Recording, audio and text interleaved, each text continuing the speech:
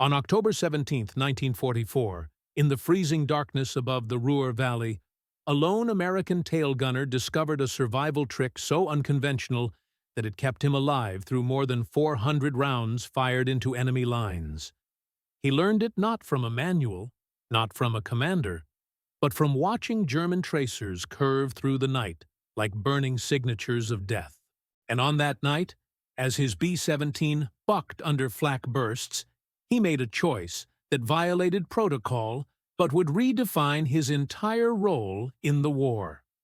This is the story of the gunner who survived because he refused to shoot, the way every other gunner was trained to.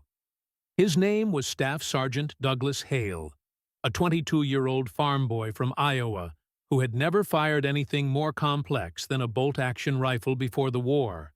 When he joined the 8th Air Force, he found himself assigned to the most dangerous seat in the flying fortress, the narrow glass bubble of the tail gun turret.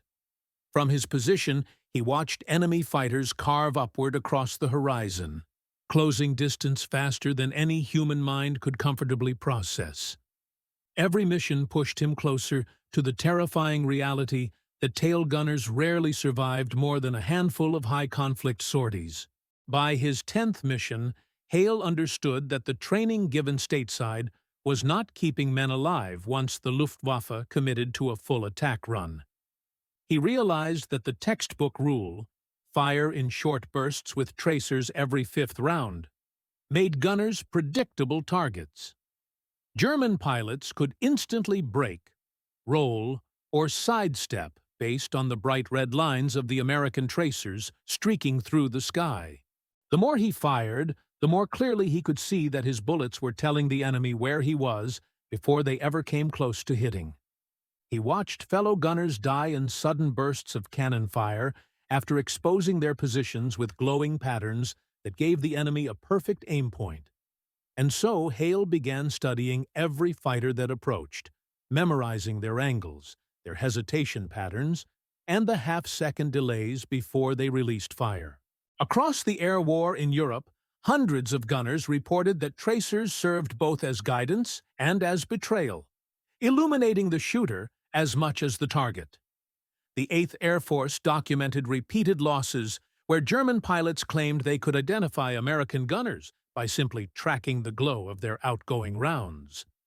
While tracer rounds were designed for aim correction, in reality they created a reverse trail that enemy fighters used like a targeting map.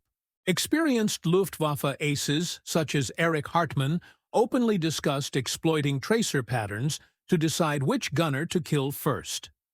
American intelligence reports from mid-1944 acknowledged that firing too early or too visibly gave German fighters a decisive advantage. Some gunners tried to compensate by firing fewer bursts, but most continued to follow regulation because deviation was considered reckless and potentially court-martial worthy. Hale refused to accept this historical pattern as unavoidable, believing that survival depended more on adaptation than obedience.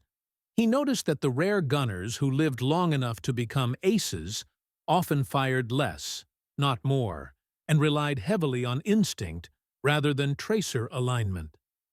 This unofficial pattern, learned quietly in the belly of bombers and whispered across bases, suggested that suppressing your own visibility could rewrite your odds of survival. And so Hale began to experiment with what he called his tracer avoidance protocol, a method that contradicted regulation yet matched the realities of the air war. The twist came on his 17th mission, when a squadron of FW-190s climbed straight toward his bomber from below, using cloud cover to mask their approach. Every gunner in Hale's formation opened fire immediately, filling the sky with tracer lines that made each bomber look like a lit Christmas tree from miles away. Hale did the opposite. He waited, not firing a single shot, even as adrenaline tried to tear the trigger from his hand. He watched one FW-190 commit to a climb straight toward his tail. Confident, the silence meant an easy kill.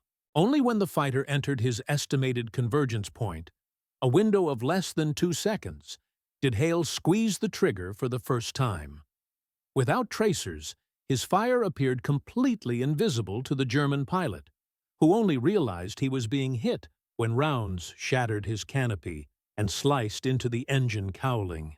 The fighter dropped into a burning dive, trailing smoke into the cloud deck as Hale's crew snapped around in disbelief at how quickly the threat vanished.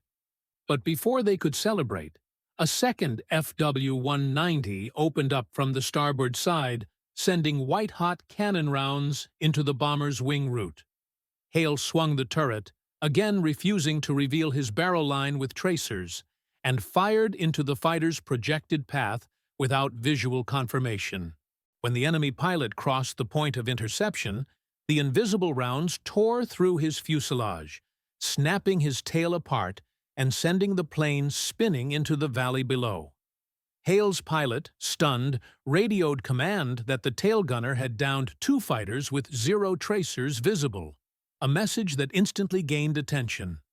Word spread across the bomber groups that a gunner had survived an attack by doing the one thing gunners were never supposed to do.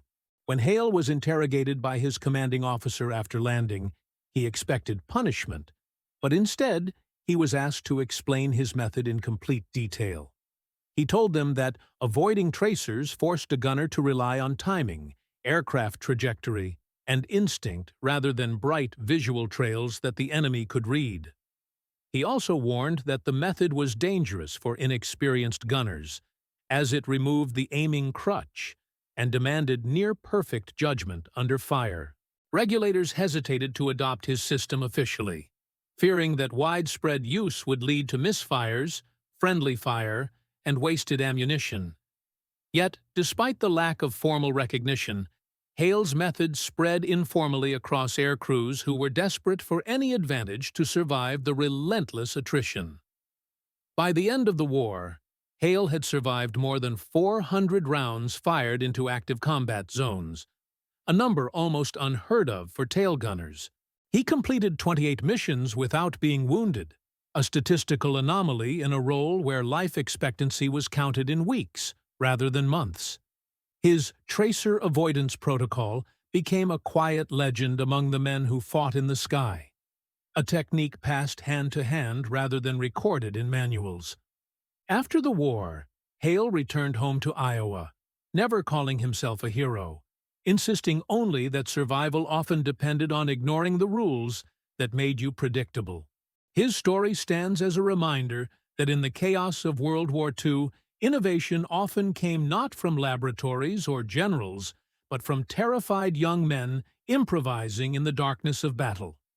And for every fighter that fell to Hale's invisible bursts, history gained one more moment of clarity. Sometimes the greatest form of defense is refusing to be seen.